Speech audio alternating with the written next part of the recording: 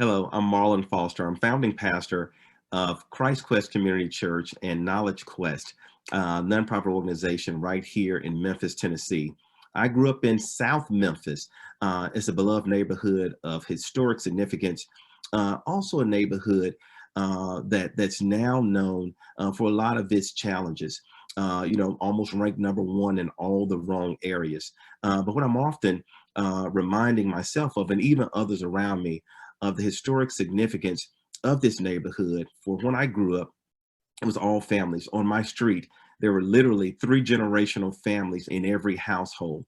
The neighborhood schools where my grandmother would send her rocking chair up for the Christmas plays, and just warm memories of families and love. My grandfather that would, cut the yards of all the seniors and even raking in a pile the loose grass, cleaning the public alleys in our neighborhood. These are these memories that I have of this same neighborhood that's now known for a lot of the challenges of poverty, health and food crisis communities. But we are often reminded of the glory of the past and even what exists now.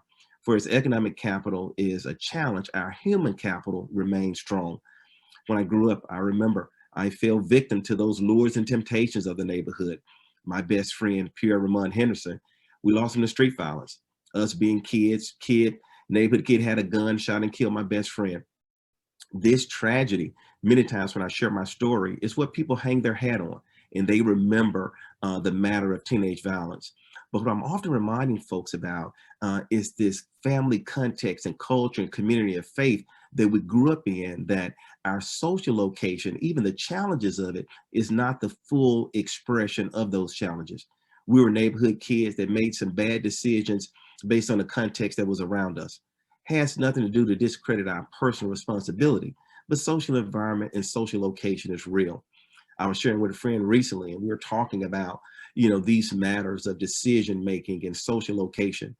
He said, Marlon, why all those folks in your neighborhood, why do the parents make those poor decisions and buy children all those expensive sneakers? And I let him get it out and allowed him to get his full, worldview out on the matter. And I started posing questions to him.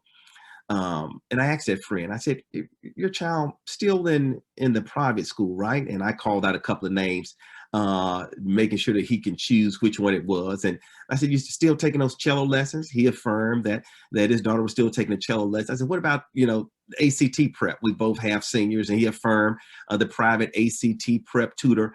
And what I explained to him is that what you're really doing is, with the resources you have, you are putting your child in the best position, providing the highest quality of resources according to your worldview for that child. I said, well, families in my neighborhood, they cannot afford the private schools. They cannot afford the private tutor. They cannot afford the private lessons for concert cello. I said, but what they can afford is to put their child in what they feel is the highest quality of sneaker on the market. And without judging that and simply toning in on the universal principle, it's parents, you and the parents in my neighborhood, simply trying to make the best decision according to their financial means for their child. And in principle, it's all the same. So when it comes to matters of social location, aesthetically, they're all the same with natural tree stock and beautiful grass and land. But it's decisions that we make, it's the worldviews and perceptions that we have that really allow bias and challenge to come into these contexts to have a real impact on the way that we experience quality of life.